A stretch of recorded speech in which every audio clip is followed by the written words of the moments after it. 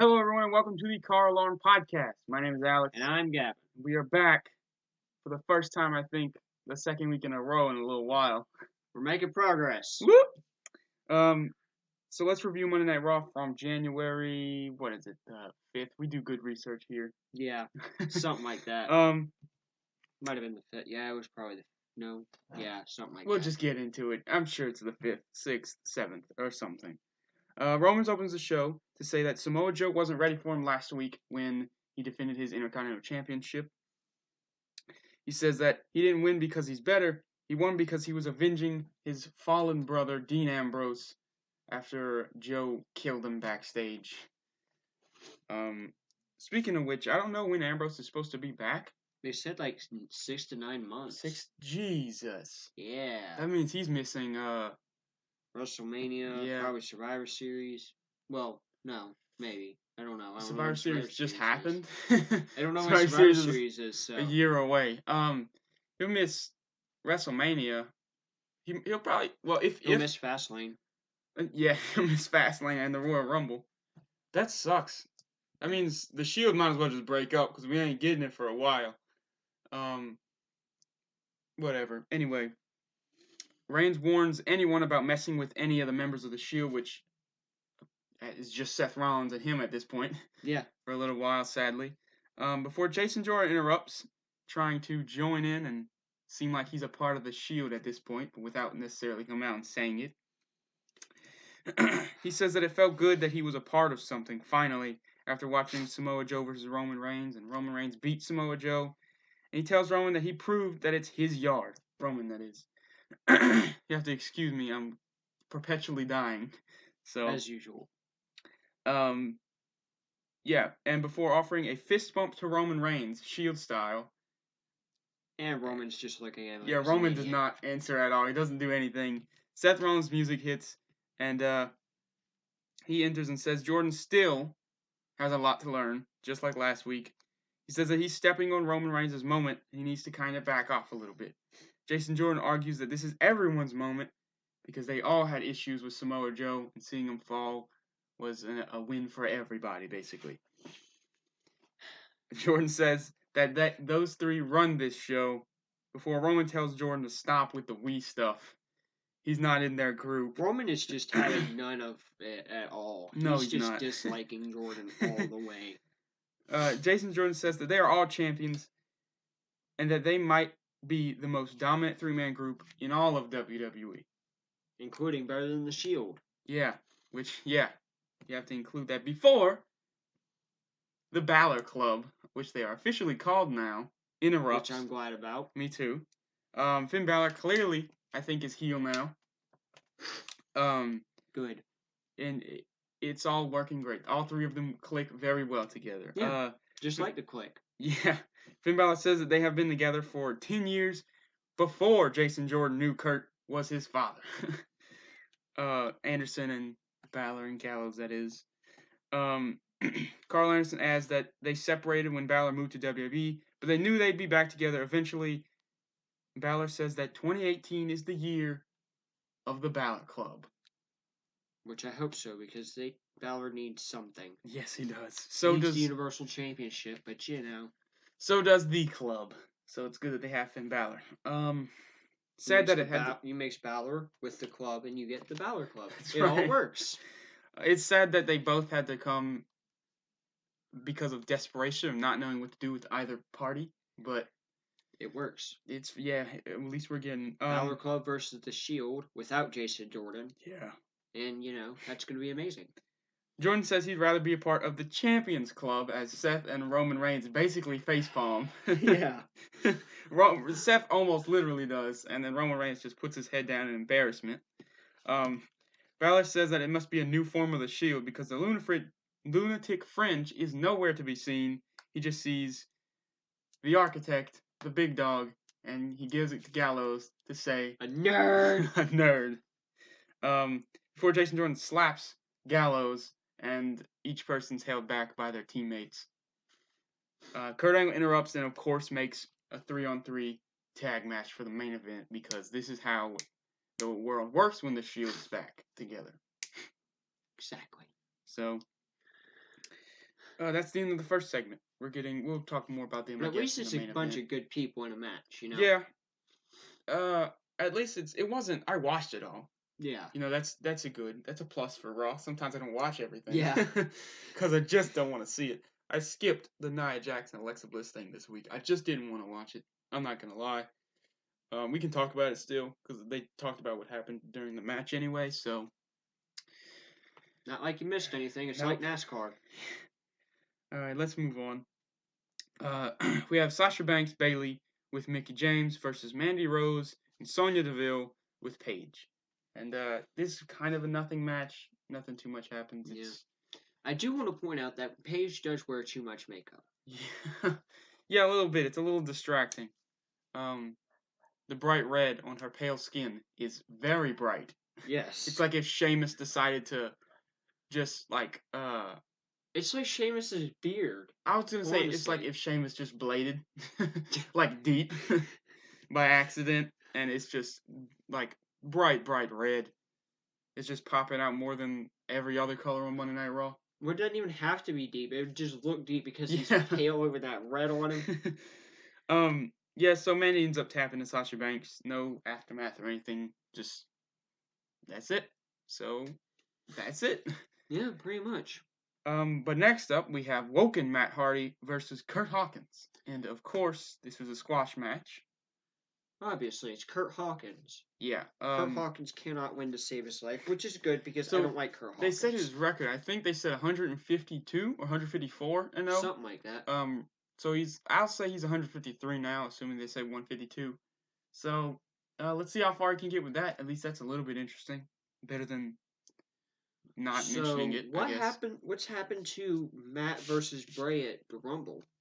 I guess they're just okay. So here's the thing. Right after the match, Matt Hardy announces that he's in the Royal Rumble. Bray Wyatt appears behind him, and they both just have a nice, good old laugh session. They just laugh in each other's faces, and that's it. Kind of dumb, not gonna lie. Didn't like it. Yeah.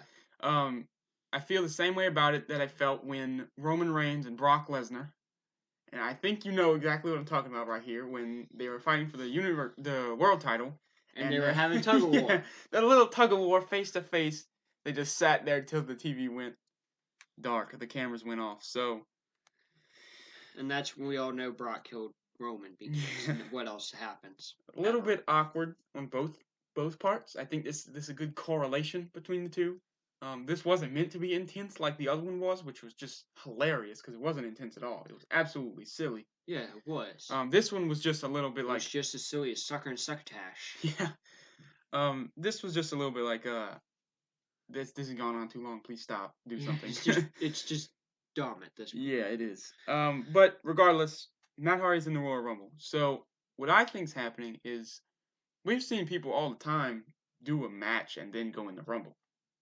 Because the Rumble's not a full match. Yeah, but they've been showing matches that are happening at the Rumble. Yeah, that's true. There's no Bray versus Matt. I'm hoping that we get some kind of fallout not on Monday Night Raw from these two. This feud shouldn't end on Monday Night Raw or in the Rumble match. WrestleMania. That's too far. We've already stretched this feud for like a month and a half. We will have by the Rumble time. We could stretch it. We could keep stretching it all day. It's gonna be like so bad. They don't even have ideas now. They just laugh at each other. How can we possibly make it go that far? Have Bray go back to a desert and talk about fighting the sun and then comparing the sun to Matt Hardy.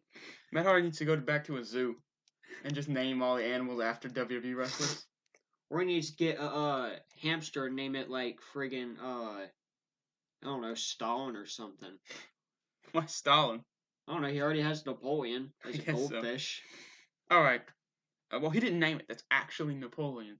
He's reincarnated as that goldfish. You didn't listen to him? I can't understand him. I can't understand anybody. Okay, well, anyway. We'll move on from this Bray Wyatt, Matt Hardy thing. Elias Sampson is out to sing a little song about, I think they were in Memphis. Yep. And he introduces The Miz. And he actually gets to finish the song. Yeah, he does. He sings the whole song. Good job to you, Sampson. Good job.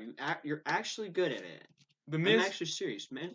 Elias Sampson is pretty good at singing. Yeah, he's not bad. I'm sure if he had more than probably the few days he has to write, or probably the one day he has to write a song, He could probably actually do some good stuff, but he's fine as a gimmick. Miz finally returns to Monday Night Raw, which is great. It's been 2 months. So Miz comes out with Curtis Axel and Bo Dallas to say that Axel and Dallas's lives were turned around in 2017 thanks to him, of course. And they started acting like children. Yeah, they started thanking The Miz nonstop. Bo Dallas gifts The Miz a framed photo of The Miz, which he questions a little bit, and then Bo Dallas says that it's going to be tough sleeping without it. That's a little weird. Yeah. Curtis Axel tries to one-up Bo Dallas by giving him a coat because he clearly didn't bring a gift. Dallas gives Miz his watch, and Curtis Axel tries to give him his shoes before Bo Dallas pushes him, and they start arguing and pushing each other. The Miz has to daddy up and tell them both to shut up and sit down. So that's what he does. And Miz goes on bragging about himself. Yeah, so Miz says he's held the IC title for 207 days in 2017, and everything he touched turned to gold that year. He says that he didn't forget about the attack from the Shield on him 2 months ago that, I guess, I don't want to say put him out because they didn't really sell like that, but it was his send-off from the WWE for the 2 months. Miz says he only let Roman Reigns borrow his title to elevate it. We will see, and we all see how that turned out, being not important at all. The IC title is currently, I guess. Yeah. Which I agree with, because it's not, I mean... The Universal title ain't really important either, though. No, the only thing that's making it important right now is Braun Strowman trying to kill everybody. Yeah, the title probably being treated the best is the U.S. title, just because there's a tournament. Yeah. And I guess that's it, huh? The world title's being good, too, but it's kind of... Right now, it's not. But we'll get into that. Yeah, but it's a little early to see, too. Yeah, we'll get into that on SmackDown. I just hope it doesn't fully take a backseat. Yeah. That would be bad because AJ. Yeah. He says in 2018 he will witness the birth of his daughter, and he will become the longest reigning Intercontinental Champion. Those are his New Year's resolutions of sorts. Yeah, of all time. He warns Roman that he's coming for the IC title, and that's the end of Miz TV. Glad the Miz is back. I missed him. I didn't know I missed him, but I missed him. I didn't either until, Raw. He is really good. Yeah. I watched a YouTube video WWE uploaded. It's photo shoot with the Miz, and they just go over some pictures, and he just like shoots on some photos. I think that's why it's called photo shoot. It was really good. He talked way out of kayfabe, which I didn't expect from WWE uploading it. I was like, okay, this is probably going to be some kayfabe stuff where they don't.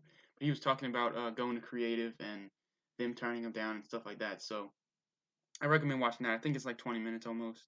It's really good though. Definitely have to look into that. Yeah. Next up, we have Enzo Amore versus Cedric Alexander for the Cruiserweight Championship. Enzo Amore is busted wide open over his eyebrow after, I think, a botched clothesline. I think so. I went back and forth trying to figure out where this happened. It wasn't that kick that I think Corey Graves kind of alluded to. That was the reason he was busted open. Even though, of course, they can't mention the fact that he's busted open. It wasn't the elbow that they also botched before the kick, I think. So I think it was a clothesline that Enzo wasn't quite ready for. And the elbow caught him, I guess. But regardless, Enzo Amore ends up taking a suicide dive from Cedric before, I think, kayfabe. I'm sure kayfabe landing wrong on his foot or falling wrong on his foot. Yeah. And he sells his foot all the way to the barricade while Cedric rolls back in and wins by DQ. Count out. But does not get the title. Of course. So, there we go. Which means the realest guy in the room still has the title. Yeah. Next up, we have Sheamus and Cesaro versus Titus O'Neil and Apollo Crews, a.k.a. Titus Worldwide.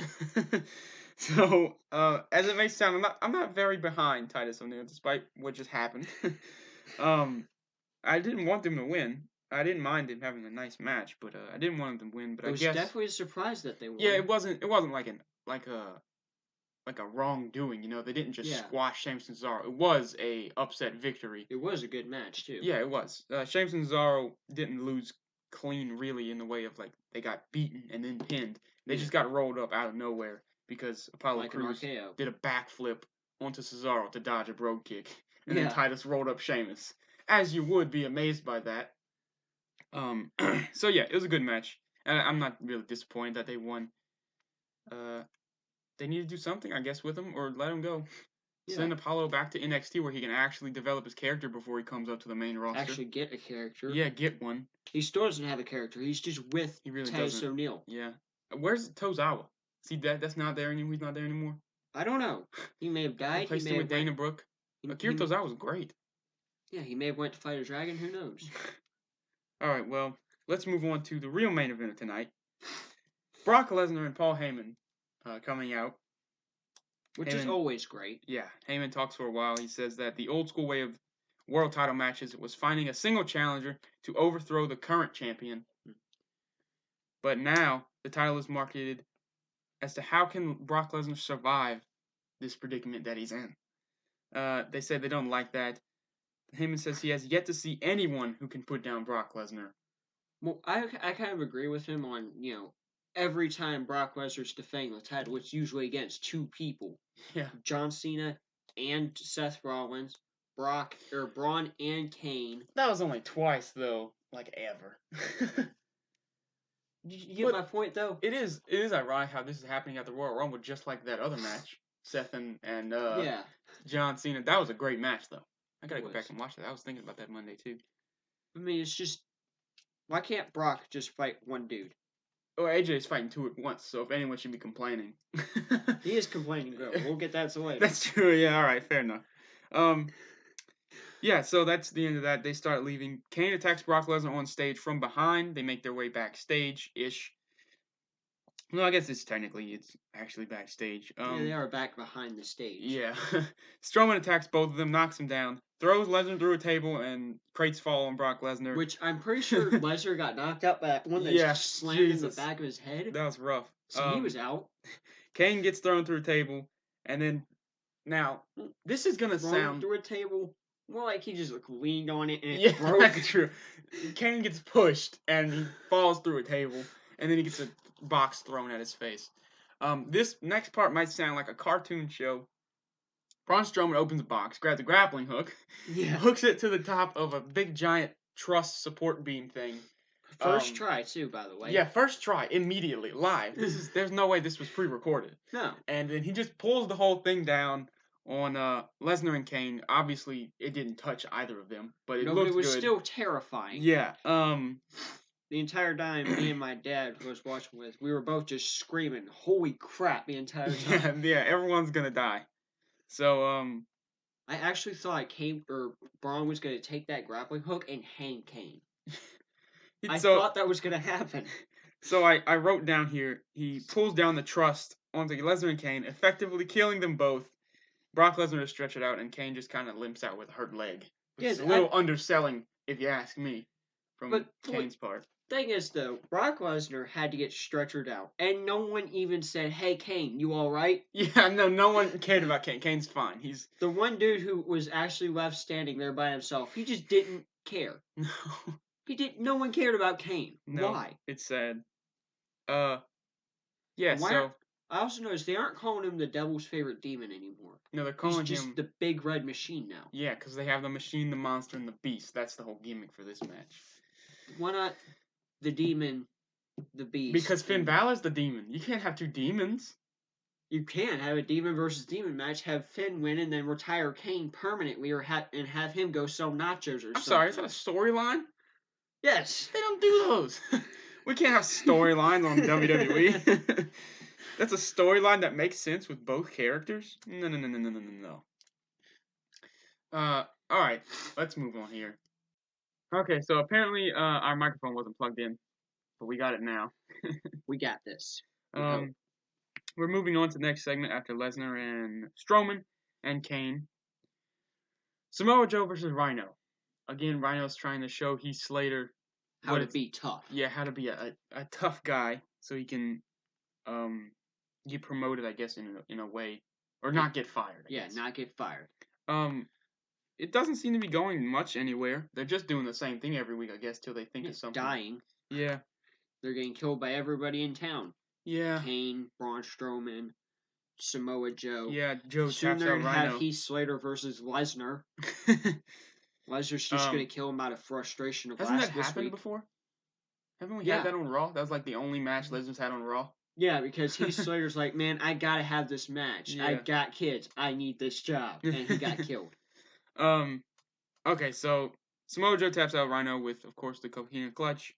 Joe announces his entry into the Royal Rumble after the match, and after claiming to have taken years off Roman Reigns' career with his match, saying that he didn't really lose the match they had last week. Roman Reigns did, because every time they meet in the ring, Reigns gets years beaten off of his career. Which is kind of true. Joe says Cena will be the first man that he eliminates. Yeah, what is up with that, though? Have they ever had, like, a little beef thing? I don't know. Or is this a start to a beef? I think I guess this is a start to it. I was wondering, too. I didn't remember anything that they've had. The woman, I don't remember the announcer's name, but she's saying Charlie, she's like, I think. Yeah, Charlie's like, so what about John Cena being in the Rumble? Yeah. He just gets immediate, like, I'm gonna kill him. Yeah, I don't know why. I don't know what's wrong with that. When I hear John Cena, I want to kill him. That's what's gonna happen. Why even bring up Cena in Samoa? Like, why not, like, I don't know, who's in the Rumble?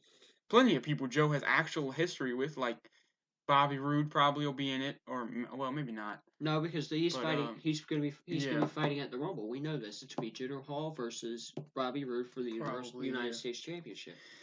Well, anyway, yeah, I don't know. Apparently Joe's injured.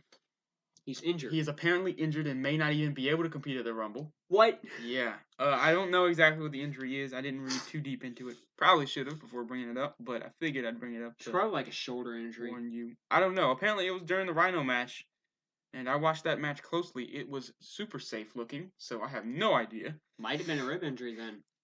I don't know. Maybe. Because Rhino does like spearing people. He didn't gore Joe though. Could have like strained a muscle or some crap. You never That's know. possible too. Yeah. Rhino's a big guy. All right. So we got the semi-main event for Monday Night Raw next. It is Nia Jax backstage with Alexa Bliss, which I didn't watch, but apparently she offered Bliss, or Bliss was again trying to convince Nia that they're friends and that she should take out Asuka. And she said that Asuka said something to Nia Jax, and then she didn't want to tell Nia what it was. Yeah. Nia's like, tell me! Yeah. And then Bliss whispered in her ear. Yeah. I caught the last tail end of it. I watched the last little baby part of it. And she said she wanted to be a champion because Enzo Amore is champion. That's not the only reason she said, but that was basically exactly what she said. Yeah. Which is the dumbest thing I've heard, and that completely ruins her character. On one hand, she's Brock Lesnar. Yeah, seriously. Of the women's division. And on the other hand, she's a giggling hentai schoolgirl. I don't know what to make of this. It is dumb. She should want to be champion because she should want to murder everyone. Yeah, and she just should be be the champion best. just to be saying, hey, look, I'm the best. Oh, you screw yourself. She shouldn't want to be champion so that way Enzo could look at her better or respect her more, or just so she could be a champ like Enzo Amore. Jesus Christ, this is so dumb. Yes, it is. Asuka enters for her match, but Nia Jax attacks her. And kills her. And yeah, that's it. With like 2 moves. Yeah, in 2 moves, Asuka's done. Yep. What? That makes sense, right? No. It's not like Nia Jax has been beaten by like everyone Asuka. At this point, or Asuka herself, yeah. And it's not like Nia Jax, she did a finisher, right? I don't know. I don't know what Nia Jax's finisher is. She threw her off the top rope, and then she slammed her down. I don't remember what move, but I know that was the 2 things she did. And disappointing is an understatement with this entire women's division on Raw. And on SmackDown, as a matter of fact.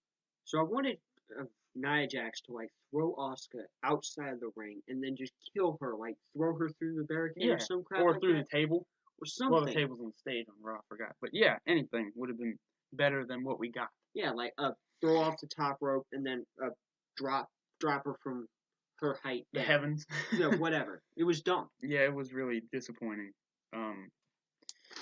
Let's move on to the main event of Monday Night Raw, which was pretty good. We had the Champions Club. It's just a quick way of saying Rollins, Reigns, and Jordan versus the Balor Club. Look, I wasn't going to type it, but Corey Graves called him that, so I figured that's what's going on now. Jason and Jordan accidentally distract the referee by just running in the ring at a random time. Like, Gallows and Anderson weren't in the ring breaking anything up. It was dumb. It was super random.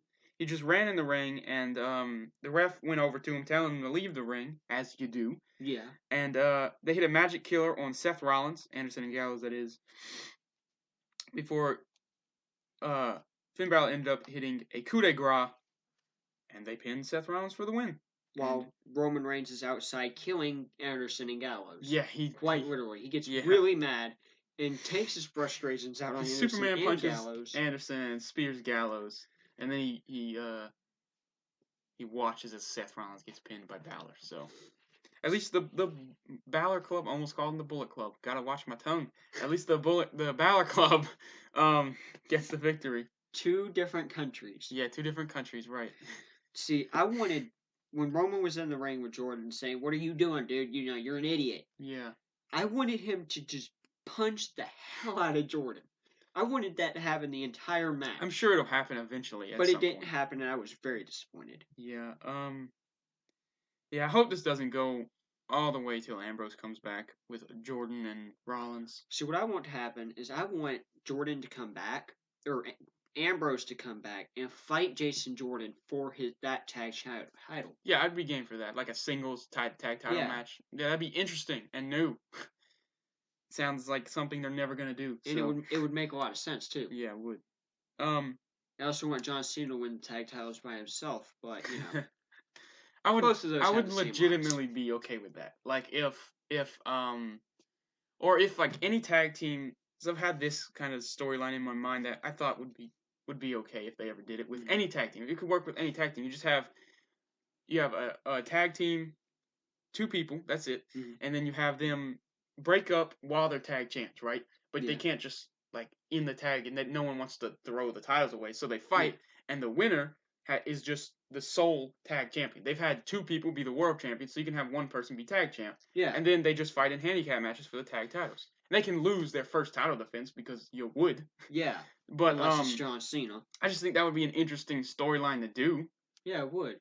It'd be you could have done that with Chad Gable and Jason Jordan. Yeah, you could have. Or Mojo Rawley and Zack Ryder. Well, yeah, they weren't champs, but yeah, you could have done that. Or let's see, who else do we have? You can do that with Shelton and Gable. Do that with them. They could have a good match. If you ever decide to break up the New Day, which I know is not going to happen. But triple threat. There you go. There you go. That'd be nice too.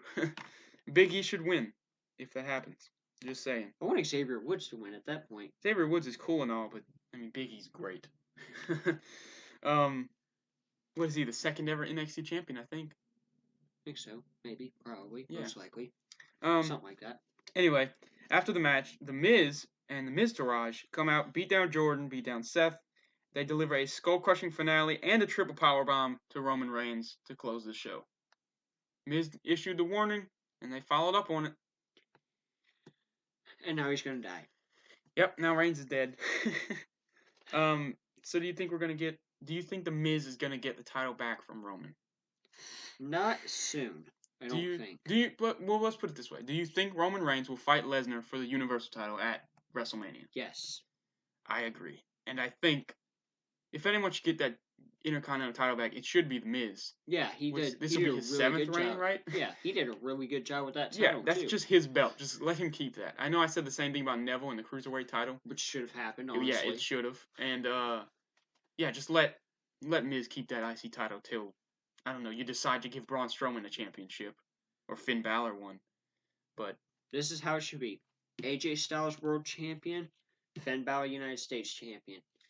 Miz Intercontinental Champion, Braun Strowman Universal Champion. Well, I would say so. And you have Finn just going around fighting for the title. I think at this point, Seth Rollins deserves to be fighting for the Universal title with as good as he is, and he was world champion for like almost a year, pretty much a year. If he probably would have been for a whole year if he didn't get injured, or Roman might have taken it from him, but yeah, he should at least be fighting for the world title. So I'd say Strowman or Seth. I think Strowman maybe, or give Seth Rollins the Universal title. Let him finally become Grand Slam champion. That would be great. Join that party with Reigns and The Miz. So. But I do think Braun deserves the Universal. I do too. That's why I said I think Seth should have the IC title. Seth and Miz would have some great feuds, which I know they have before. And then you can give Balor the United States Championship. That's fine. And AJ, of course, let him have that world title till he dies. Yeah. Because no one else deserves it more than him. Not even Jinder Mahal. Especially on SmackDown. I'm not saying everyone's bad on SmackDown. Far from it. Bobby Roode, Sami Zayn, Kevin Owens, Shinsuke. They have a lot of great. Randy Orton even. Yeah, Orton's great. But AJ Styles is just in a league of his own. Yeah. And I don't think I'm exaggerating. Nope. I think the only one close to him is like Seth and Finn. Yeah, probably. Those are my top 3 personally. Strowman's right behind him too, honestly. Especially after Monday. Yeah. Every week, I don't understand how he's not champion. Give this guy the world title. Jesus. I mean, they're putting him over more than they put anyone over ever, pretty much. Including Brock. Including Roman, I would say. Yeah. An ambulance crashed into a trailer. He just got out and walked away. Yeah. He grappling hooked an entire set down. He almost threw an ambulance. Yeah. He knocked out Brock Lesnar. Yeah. How is this person not the world champion? Always. Yeah, I mean... I think what they're trying to do is find a way to make a belt that's big enough to wrap around Braun. So that just doesn't look like a toy on him. The engineering just isn't there yet. Our technology's not there. We can't do it. Because think about it. That belt for Braun Strowman is going to look like a toy. They have to find a way to make it not look like a toy on Braun Strowman. I think what they need is to stop pushing Roman down our throats so hard to where his shit is ours. How about let's not say it like that? That's how I feel. I agree, but... I was going to enter this segue a while back when we were talking about AJ, but let's act like we didn't change the subject to Monday Night Raw. What a good segue. Let's go into our SmackDown Live review from January something or another. So SmackDown Live starts off with Renee Young in an in-ring interview with AJ Styles, a live in-ring interview. Which we don't get very often. No. So she asked AJ Styles if he thinks the handicap match that will take place at Rumble for his world title is fair. And of course he says no. Yeah, he says there's a chance he will lose the title to 2 men, but there's also a chance he will beat the mess out of both of them. So he's in favor of that. She asks if he thinks Bryan is playing favorites. AJ says he's just trying not to get involved in Shane McMahon, Daniel Bryan, any of their stuff, even though he was pulled into Kevin Owens and Sami Zayn. Owens and Zayn interrupt. Owens says it would take a miracle for AJ Styles to win, and that they will be the first co-WWE champions ever. Before Shane McMahon interrupts. Shane says he's baffled as to why Daniel Bryan would allow them that opportunity at the Royal Rumble. However, he backs Bryan's decision to have the match at the Rumble rather than on SmackDown or whatever. I assume that's what he was alluding to.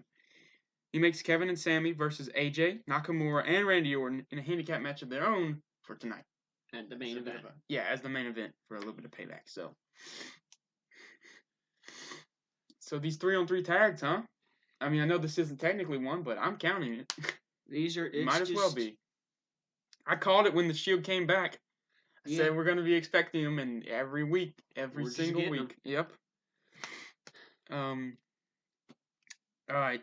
We have Becky Lynch versus Ruby Riott, which was a pretty good match, actually. Yeah, it was. Becky Lynch is my favorite women's wrestler. Still don't like the Riott Squad. Me neither. Lynch ends up making Ruby Riott tap out with a disarmer, and that's the end of that. Again, no fallout, just like Monday Night Raw. The women's division is very disappointing as of late. Which is sad. Yeah. At least it wasn't a 3-on-3 tag like on Monday Night Raw. Or a 2-on-2 tag. I guess that makes a big difference, huh, when it's 2-on-2 instead. Yeah. That means it's new. At least. Alright, so next up, we have the Bludgeon Brothers. I guess we're kind of going through fast, but really nothing very eventful. No, not really. This week so far. We have the Bludgeon Brothers versus the Ascension. It's a squash match. Of course, it's a squash match. They do try jumping Luke Harper. Yeah. In the beginning, but that just fails immediately. Where is this leading? Who are the Bludgeon Brothers gonna have a match with? Because this isn't a rivalry anymore. It's just Ascension getting squashed every week. They're not leading anywhere. New Day versus the Bludgeon Brothers? Yeah. Where's that gonna come from, though? They'll probably it's gonna be like an RKO out of nowhere. I'm honestly not a fan of the Bludgeon Brothers. I don't get it. I think it's uncreative. It's a rehash of the dumb. Wyatt family. Yep. It is. It's just because they didn't know what to do with Harper or Rowan. 5.0. Yeah, at this point. I mean, good God. All the storylines of Harper and Rowan breaking up and Harper breaking up with the Wyatt family are supposed to just be forgotten We're just not supposed to remember that. It's a whole heaping mess of we just don't care anymore. No, I don't know. Let's move on to a United States Championship tournament match. We have Zack Ryder versus Mojo Rawley, and the winner would face Bobby Roode in the semifinals. You see, I wanted Zack Ryder to win this match. I really did. I didn't think he would, though. I knew he wouldn't, but still. I guess it's kind of. I'm sure it sucks for Rawley and Ryder for their all the time they've been tagging together, and then they finally break up, and their feud culminates in a 3-week long of nothing in between, like no vignettes or anything between them.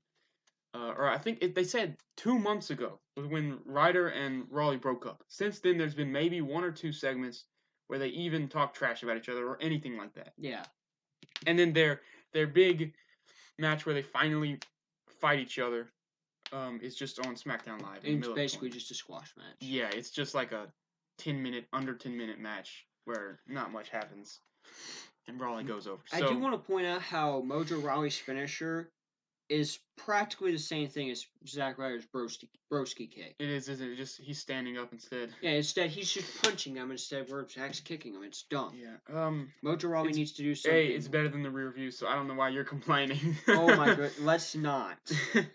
All right. Well, anyway, yeah. Rawley moves on. He will face Bobby Roode. Bobby Roode better win. Should win. I cannot see why he wouldn't win this entire tournament. I am honestly a little bit looking forward to Jinder Mahal versus Bobby Roode. Me too. Jinder Mahal's not champion anymore, so I don't think he deserves the criticism as much anymore. Yeah, he is a good wrestler. Yeah, I look forward to actually him becoming something bigger instead of just being handed it and then too much being thrown at him at once. And Punjabi prison matches. And for too long, yeah. So yeah, that's it. Next up, we have Shelton Benjamin and Chad Gable out to discuss their title match last week. They say they weren't robbed by they say they were robbed by a bad referee call. They say that the ref stole their dream and that they weren't beaten by the Usos, they were beaten by the instant replay. They call out the referee that... You could say the same thing in football. Still don't matter because you lost. They call out the referee that screwed them over, with air quotes. And they instead get a Daniel Bryan. Yeah, Daniel Bryan comes out and says he understands how they feel being screwed over by authority. However, this is a bit different. The ref's decision is final, and they have some back and forth between each other. Just normal arguing. Something about Daniel Bryan being upset because his boss is mad at him. Yeah. It ends up just going to a pretty, I guess, predictable conclusion of a 2 out of 3 falls at the Royal Rumble. Which is going to be good. Yeah, that's going to be a good match, I'm sure. I can't see Jordan and Gable, well, there we go. That's the past, huh? That shows you why they just made Shelton Benjamin a replacement for Jason Jordan. But Benjamin and Gable versus the Usos, I'm sure it'll be a good 2 out of 3 falls match. Well, I hope freaking yeah, there you go. Benjamin and Gable. Yeah. Win. Me too. Usos are great, but they can have the titles at any time. Give Chad Gable something, please. Yeah. Next up, we have Rusev Day versus Breezango. This is a night full of tag stuff, huh? I guess that's not bad. But we're moving on. Fandango ends up rolling up Rusev after Rusev kicks the head off of Tyler Breeze. And they end up winning. Fashion Police get a victory. Yeah. It was definitely... I don't understand. Why didn't they just do this? Now, I'm sure you may not agree to this, but I'm not a fan of the Bludgeon Brothers. Yeah. I don't consider them to even be a very entertaining part of SmackDown. I love Luke Harper. Yeah. He's probably he's easily one of my favorite singles wrestlers on SmackDown. But why didn't they just do this with the Bludgeon Brothers? Now I know you're building up the Bludgeon Brothers and all, and they're just squashing everyone left and right. But there's no story to what they're doing. They don't have any opponents. So why not do this with the Fashion Police, since they're the ones that have actual beef with the Bludgeon Brothers? And then you could have... Rusev Day just beats the Ascension up. Yeah, you could just do that. And give Rusev and English some credit. Or you could just have a good match between those two teams, because the Ascension deserves some stuff. Yeah, they're actually good. But still have Rusev Day win. Yeah. You could have the Bludgeon Brothers, say Dango rolls up, or maybe they both roll up, one of them. Like, say, something happens to where the other Bludgeon Brother gets knocked to the outside, and they both roll up, Luke Harper, and maybe the ref doesn't see Tyler Breeze or something helping, and then they win the match, and then they could just be immediately beaten up by the Bludgeon Brothers. So you still have them look really strong. They didn't take away from the Bludgeon Brothers. They just took a pin. Yeah, it's just a little fluke. Yeah. So and then that would actually further the story in a way, and then you could have Breezango talking about how they beat the Bludgeon Brothers. And they actually get a win. Yeah, instead, literally nothing was furthered between either tag match. So exactly, it's useless. WWE creates these storylines, and then we get nothing from it. Yeah, a really good one too. Fashion Police was great. Fashion Files was amazing for the past few months, and it led to nothing. The Bludgeon Brothers and Fashion Police had a match. It led to the return of the Bludgeon Brothers. Yeah. So literally all Fashion Police was for. Yep. We get a whole bunch of, Bray Wyatt style things where it just doesn't make sense. What do you mean? We didn't know what was going on. Oh yeah, but it was very entertaining. It was way more entertaining than Wyatt. Yeah. And it was easily the best thing on SmackDown. Yeah, for a while. Besides AJ Styles. Mm-hmm. But and then we get the return of the Bludgeon Brothers, and that's all. Yep. It's like the X-Files miniseries. We get nothing except for the return of the X-Files. Can't speak for that. I've never watched it, but pretty good, but still, it doesn't make much sense. Yeah. So let's just move on to the main event. Which is where the actual storytelling in SmackDown Live comes in. For once. Yeah. Well, SmackDown Live's been doing good with this whole storyline. It's been interesting, and it's not just a simple "I want to win, I don't want to lose" kind of thing, So AJ Styles, Randy Orton, and Shinsuke Nakamura versus Kevin Owens and Sami Zayn in a handicap match. Sami and Kevin try to run away rather early on in the match. Well, maybe not early on, but in the middle of the match. Shane McMahon enters and makes the match a no countout and restarts it. Later on, Sami Zayn is about to be RKO'd when Kevin hits every single person in the ring except for Sami with a steel chair, and they are disqualified. Shane McMahon enters again and makes the match no DQ and no countout. AJ Styles... And anything goes. Yeah, and anything goes, whatever that means. Which is the same thing as no DQ, but yeah, I didn't write it down because it's so redundant. Kevin Owens is beaten all the way to the backstage area with a chair by AJ Styles. They're never seen again. I don't know what happened to them. Kevin Owens died. Yeah, I guess so. But Nakamura and Orton just jump Sami Zayn until Orton RKOs him and they win. As you would when Randy Orton and Shinsuke Nakamura are just killing you together. I think the only reason they had this match is so they can get Shinsuke and Randy Orton on the same team. Why doesn't Randy Orton turn heel again? Because he's a great heel. And it's not like he's a bad heel. As a face, he's good. Randy Orton's always good. You know what they should do? Since they brought AJ Styles in, and AJ's frustrated about being brought into this mess that Shane and Daniel have created. Yeah. With the help of Kevin Owens.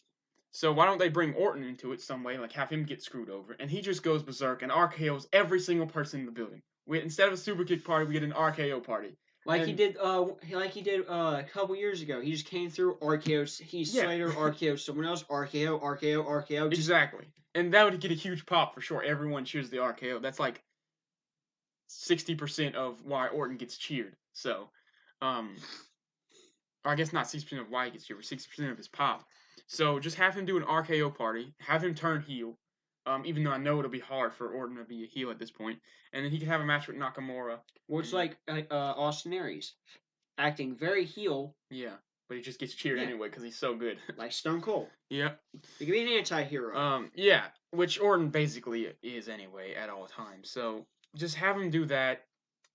And just have him RKO everybody. Just get tired of everything. And then make him have a match with AJ for the world title. That'd be a good match. Or just...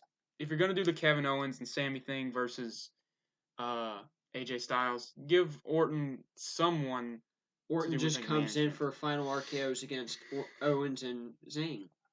Yeah, or you could have Shane doesn't mind wrestling. He can wrestle anytime. Yeah. So you could have him RKOing everybody, and in the heat of the moment, he just RKOs Shane right then and there. Just bam.